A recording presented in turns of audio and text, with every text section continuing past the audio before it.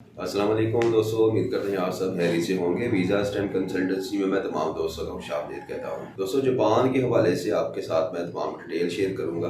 अमूमी तौर पर तो जापान के वीज़े या जापान के लिए अप्लाई करना पाकिस्तानियों के लिए पाकिस्तान में रहते हुए बंद है।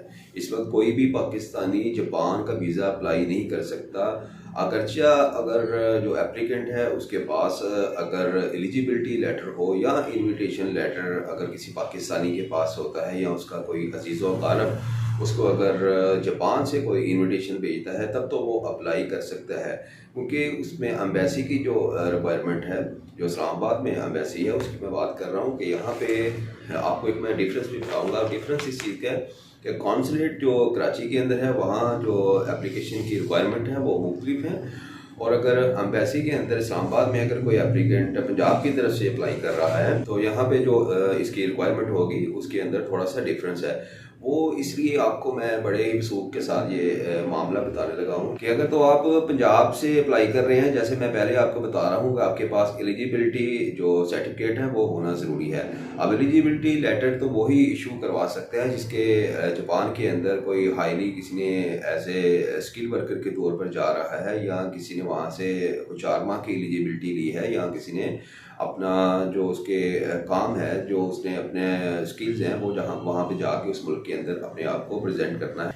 फिर तो उसकी अंडरस्टैंडिंग होगी वहाँ पे उस फर्द के साथ जिसने इसको एलिजिबिलिटी इशू करवा के देनी है या इसने इस बिहाफ के ऊपर उसका अप्लाई करवाना है।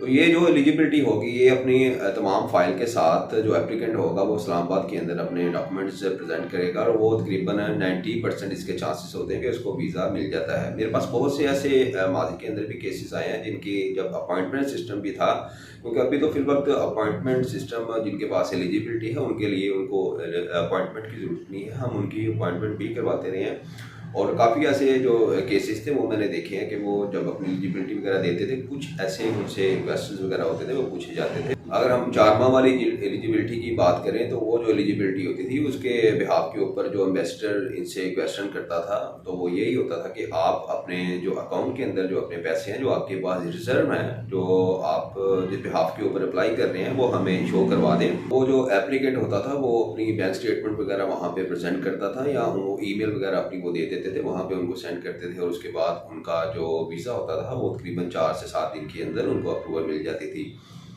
लेकिन ये 1 से 1.5 माह का दौरानिया जो गुजरा है उसके बाद उन्होंने पहले अपॉइंटमेंट थी उन अफराद के लिए भी जो एलिजिबिलिटी भी रखते थे, लेकिन उसके बाद ये भी उन्होंने उसको एग्जाम कर दिया था, और उसके बाद जितने भी एप्लीकेंट हैं जिनके पास एलिजिबिलिटी है वो बगैर अपॉइंटमेंट के वहाँ पे चले जाते थे। तो अभी भी फिल वक्त यही पैटर्न चल रहा है जापान एम्बेसी की तरफ से। एप्लीकेंट इस वक्त पंजाब में रह रहे हैं वो बिलखसूस अगर वो विजिटर वीज़ा अप्लाई करना चाह रहे हैं और अगर उनके पास एलिजिबिलिटी नहीं है तो वो अपनी एप्लीकेशन नहीं दे सकते। ये एक बात होगी। दूसरा जो मैं आपको बात बताने लगा हूँ, रिसेंटली हमने कुछ एप्लीकेशन वगैरह की थी, वो उन अफराद की थी जो कि कराची के अंदर रह रहे थे, और तो कराची में जापान की कॉन्सुलेट है। जो एप्लीकेशन हमने उनको उनकी तमाम फैमिली की तैयार करके दी जिसके अंदर ये तकरीबन 5 फैमिली मेम्बर थे।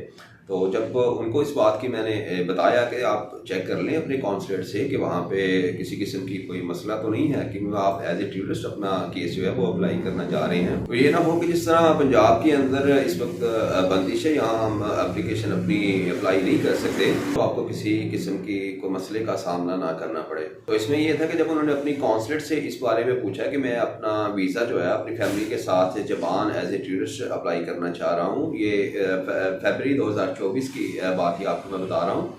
तो इसके अंदर फिर उन्होंने बताया कि आप अपने डॉक्यूमेंट्स वगैरह हैं वो प्रेजेंट कर सकते हैं, आप अपने तमाम तरह डॉक्यूमेंट्स वगैरह हैं वो जमा करवा सकते हैं। इससे एक बात तो क्लियर होगी कि ये बंदिश जो है ये पंजाब के लोगों के लिए है, पंजाब के जो एप्लीकेंट हैं वो नहीं जमा करवा सकते एम्बेसी के अंदर अपनी application as a tourist visa.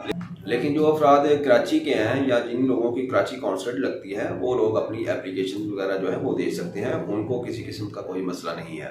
और मज़ीद इंफॉर्मेशन आपके साथ मैं शेयर करना चाह रहा हूँ, कौन से ऐसे अफराद हैं जो कराची कॉन्सुलेट में जाके अपनी एप्लीकेशन जमा करवा सकते हैं।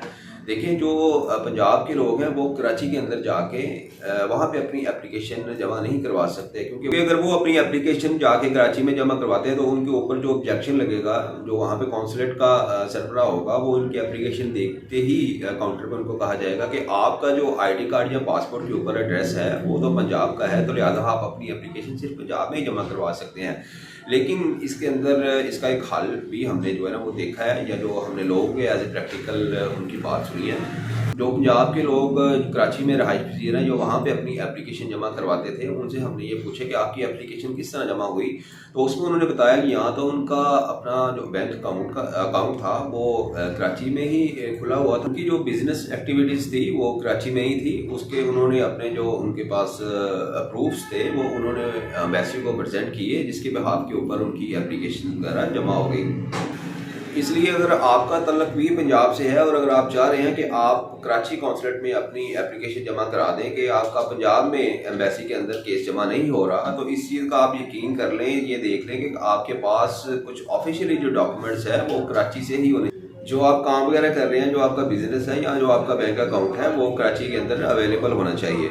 ये कुछ मालूमात थी जापान वीज़ा के हवाले से, क्योंकि बहुत सी इस वक्त एप्लीकेशन जो है वो लोग देना चाह रहे हैं। बहुत से लोग इस वक्त उनको कंसर्न है कि कब ये एम्बेसी अपनी एप्लीकेशन लेना शुरू करेगी। तो ये पंजाब के लोग ख़ास तौर पर इस वक्त काफ़ी इस कशमकश में गुजर रहे हैं। तो ये कुछ बहुत ही मुफीद मालूमात हमारी नज़र से गुजरी थी, जो हमने ये सोचा कि आप तक पहुँचाना ज़रूरी है।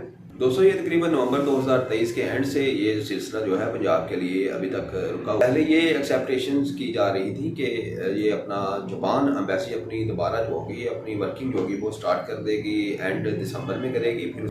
लेकिन अभी तक कोई भी नई अपडेट से जापान एम्बेसी के हवाले से इशू नहीं हुई है। जिस फैमिली की हमने एप्लीकेशन जापान के लिए की थी, जो कराची से जिनका तल्लक था, अल्हम्दुलिल्लाह उनको तो वीज़े वगैरह बीमा फैमिली को सबको मिल गए। पंजाब से कराची में जाना और वहाँ पे जाके पंजाब के जो लोग हैं अगर वहाँ पे एप्लीकेशन देते हैं तो उनके काफ़ी तहफ़्ज़ात होते हैं, क्योंकि जाना आना और वक्त गुजारना और ये सब मामला को बर्दाश्त करने के बाद भी अगर जाके भी अगर कराची कौंसलेट इस चीज़ से इनकार कर दे कि हम आपकी एप्लीकेशन नहीं ले सकते, तो ये काफ़ी जो है वो एक तकलीफ दे मरला हो सकता है। तो इसलिए आपने बिल्कुल मोहतात रहना है। ये मैं सिर्फ आपको कुछ जो मेरी नज़र से मामला गुजरे थे मैं उसको थोड़ी इनकी तशरीह करके आपको बताना चाह रहा हूँ कि किस तरह वो अपने मामला उन्होंने, अगर वो पंजाब का उनके साथ तल्लक था तो कराची में कौंसलेट के अंदर किस तरह उन्होंने अपनी एप्लीकेशन वगैरह जापान वीज़ा के लिए जमा करवाई थी। तो ये ज़रूरी नहीं कि हर एक का जो है वो केस इसी पैटर्न के साथ वो एक्सेप्ट कर लें।